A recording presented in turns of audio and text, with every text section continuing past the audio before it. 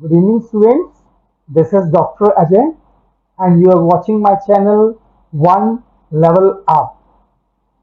Either you are a beginner or an expert programmer, your thinking should be one level up. That means either you are existing with Python basics or you are complete with programming concepts. But your working style should be one level up. In this video, we will cover the basic portion of Python, that how actually it works, the path and the installation process, along with their identifiers, their statements, and we will cover the programming part as well. So I'll start with the basic part, that is Python basic, the overview of Python. As we know, it's a high level language and it's interpreted and interactive. Basically, interpreted means once you start writing any code, it will execute your command one by one. Means it will execute your command in sequence. First, it will take a command, then it will interpret that. If the command is properly correct, then it will go further. Python, as we know, it's interpretive, interactive, and object-oriented language. Basically, you must have heard about so many languages. Your C, your Java, your Perl, so many languages are there. And every language has their own working environment. The same with Python also. As I said, it's interpretive, interactive, and object-oriented. Basically, object-oriented is a style of technique of writing encapsulated codes. Means you can share your things, you can make your objects and you can share with that also. So Python have a different type of features.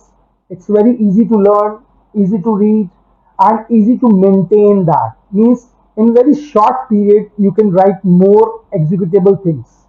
Means like you pick up any language and in very short time of period you can execute, and you will see that you need not to write the whole basic procedure to follow a procedure to write the program. Okay, so as I said, it's easy to learn, interactive, it's portable. Portable means you can even, a variety of hardware platforms are there, and it's a cross platform. It is not specific for any platform that you feel so. Either you are in your Linux or Macintosh or Windows, any of platform it can work. It is extendable, and basically the most important thing is it can be get connect with any commercial database. You must have heard about your MySQL and your Oracle, your MS Access.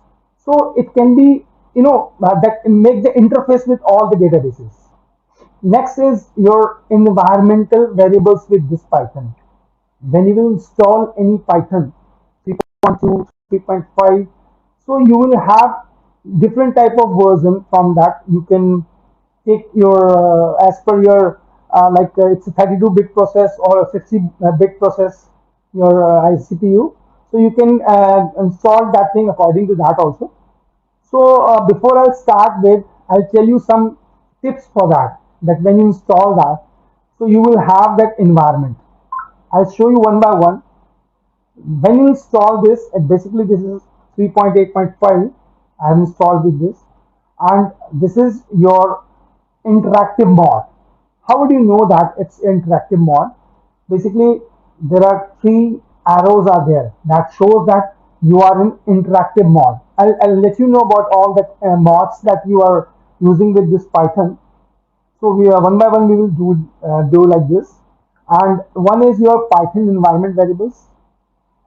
Basically हम इसमें कर क्या रहे हैं, हम लोग environmental variables के बारे में अगर आपको पता होगा, तो हमारे पास एक प्रोसेस होता है डायरेक्ट प्रोग्राम को रन करने के लिए.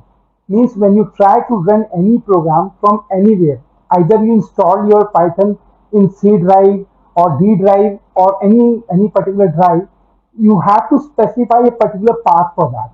I'll show you. Suppose I'm writing Python here in C drive, right? you can see that it works here. That means it is all the path is already being set for this particular command. अगर ऐसा नहीं होता तो I have to go to that particular location and either I'll type it Python here or the particular location. अब इसका एक फायदा देखिए, अब आप इसमें you need not to specify this again. अब आपको इसको करना क्या है कि आप इसके हिसाब से उसको किसी भी ड्राइव में एक्सेस कर सकते हैं. मतलब स्पेसिफिकली ये एक किसी ड्राइव, अगर मैंने सी ड्राइव में इंस्टॉल किया हुआ है तो इसको मैं किसी भी ड्राइव में ले जाके इसको मैं एक्सेस कर सकता हूँ.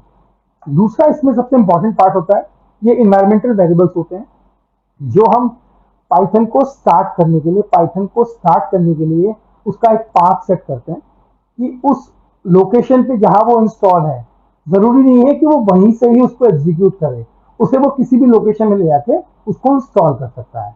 तो इसके लिए कुछ पाइथन वेरिएबल्स हैं जिनकी स्पेसिफिकेशन मैंने डिस्क्रिप्शन में भी दी हुई है और आपके सामने मैं शो भी कर रहा हूँ वन बाय वन. इसके बाद इसका जो एक इंटरेक्टिव इंटरप्रेटर है जिसके ऊपर हम लोग वर्क करते हैं. बेसिकली इंटरप्रेटर हम लोग इसलिए बोल रहे हैं इसको क्योंकि ये लाइन बाय लाइन एग्जीक्यूट कर रहा है, राइट. तो इसको हम यूनिक्स बेस हो चाहे वो पहले जैसे डॉस बेस होता था, तो इसको हम अलग अलग तरीके से यूज कर सकते थे. पहले जैसे हम लोग अगर लिनक्स में या यूनिक्स पे जिसने काम किया होगा तो you must have seen about that these prompts, dollar shows की वो लिनक्स पे है, right. So there are particular things that we can run on. तो इसके लिए अलग अलग हमारे पास ओएस है, लेकिन क्योंकि ये क्रॉस प्लेटफॉर्म है तो इट कैन वर्क एनीवेयर. इसके बाद इसका एक स्क्रिप्ट मॉड भी होता है. अगर आप देख पा रहे होंगे, जैसे मैंने आपको बताया था, एक इंटरैक्टिव मॉड होता है. इसमें आप एक टाइम पे एक ही कमांड को एग्जीक्यूट कर पाते हैं. सपोज जैसे मैंने आपके सामने दिखाया ये बराबर 10 है. If you write here and I type with here A, so it will execute only one command. जब आपको सीक्वेंस में कोई चीज चाहिए होगी, when things will be in sequence, तो what you have to do, आपको उसके लिए स्क्रिप्ट मॉड करना पड़ेगा. तो आपको उसमें फाइल में जाके न्यू करके यहां पर एक स्क्रिप्ट मॉड आएगा. Then one by one you can type your things here and it will execute line by line. आप इसको रन करेंगे, पहले सेव कर लेंगे. रन के बाद पहले सेव ही पूछता है आपसे. तो आप इसको आप जब एग्जीक्यूट करेंगे तो उसको आप नाम देंगे. बाय डिफॉल्ट ये अपने आप इसको py या pyw के नाम से स्टोर करता है. ये इसका एक्सटेंशन है पाइथन का, ओके. और इंटरेक्टिव मोड के बाहर ये आपको उसका आउटपुट एग्जीक्यूट करके दे देगा. इसके बाद हम लोग जब इसको कवर कर लेते हैं, इसके बाद इसके इंटरेक्टिव मोड और स्क्रिप्ट मोड के बारे में हमने पढ़ लिया कि स्क्रिप्ट मोड में जो सीक्वेंस है वो वन बाय वन हम एक साथ उसको एग्जीक्यूट करा सकते हैं. लेकिन इंटरेक्टिव मोड में हम एक टाइम पे एक ही कमांड को एग्जीक्यूट कर पाएंगे, क्योंकि जैसे मैंने आपको बताया ये एक इंटीग्रेटेड डेवलपमेंट एनवायरनमेंट है. मींस इसी के अंदर ही हम लोग कमांड का जो भी प्रोसेस है राइट करेंगे और इसी के अंदर ही इस प्रोग्राम का एग्जीक्यूशन ही होगा. इसको बोलते हैं IDLE, integrated development environment. Basically GUI based है. इसमें जितने भी, चाहे वो विंडो हो, चाहे वो मैकिंटोश हो, चाहे वो यूनिक्स हो, किसी भी प्लेटफॉर्म पे ये वर्क करता है. क्रॉस प्लेटफॉर्म है तो उसके लिए स्पेसिफिकेशन की जरूरत नहीं पड़ती है. इसमें एक नई चीज मैं इसमें ऐड ऑन करना चाहूंगा, क्योंकि when we think about to write any code, sometimes it's very difficult to remember that code. तो हम लोग उसके लिए एक हेल्प यूटिलिटी का यूज करते हैं. उसको कैसे यूज करते हैं मैं वो भी आपको बता देता हूँ. आप हेल्प लिखेंगे, राइट, या तो आप उसके आगे ब्रैकेट में इफ लिख दीजिए, एक हेल्प लिखिए, उसके बाद इफ लिख दीजिए जिसके बारे में आपको पता करना है. हेल्प आपका ओपन हो जाएगा. या तो आप ऐसे कर लीजिए, you type it like this, and उसके बाद इफ या कोई भी कमांड जिसके बारे में पता करना है तो उसकी पूरी डिस्क्रिप्शन आपके सामने वो शो कर देगा.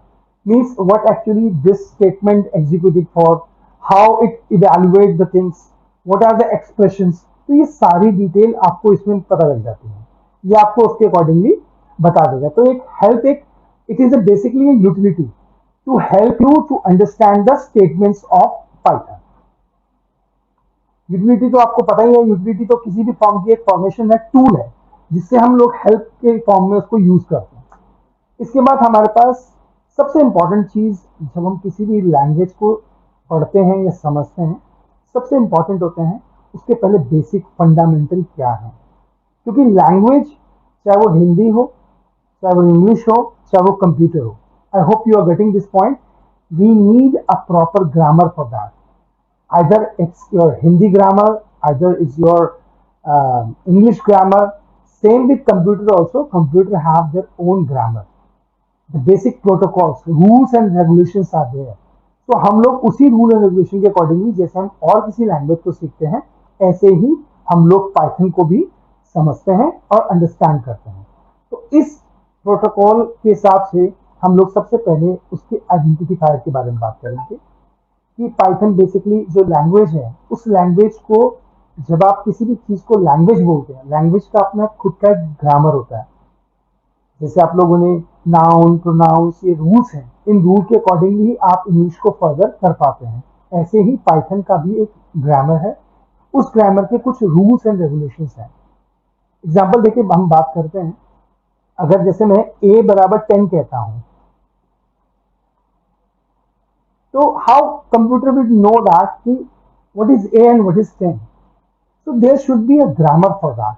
अगर मैं यहाँ a प्रिंट करता हूँ तो it will execute the value. तो ये कंप्यूटर को कैसे पता होगा? How computer will understand कि a shows 10. So there should be a grammar for that. इसको बोलते हैं वेरिएबल डिक्लेरेशन. कि आपको पहले वेरिएबल का डिक्लेरेशन करना पड़ेगा. मीन्स आइडेंटिफायर, मीन्स आपको पहले आइडेंटिटी बतानी पड़ेगी कि a what actually a represent. a is a variable. Variable क्या होते हैं? जिनकी वैल्यूज चेंज होती है. Values in the sense a is equal to 10, a is equal to 20. That means a की जो वैल्यू है वो वेरी कर रही है. और जो कांस्टेंट होते हैं उनकी वैल्यू चेंज नहीं होती है. They will don't very.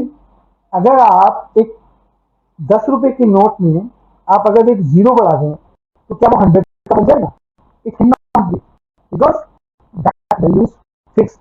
जो वैल्यू फिक्स है वो कांस्टेंट है, और जिनकी वैल्यू चेंज होती है वो आपके वेरिएबल्स होते हैं.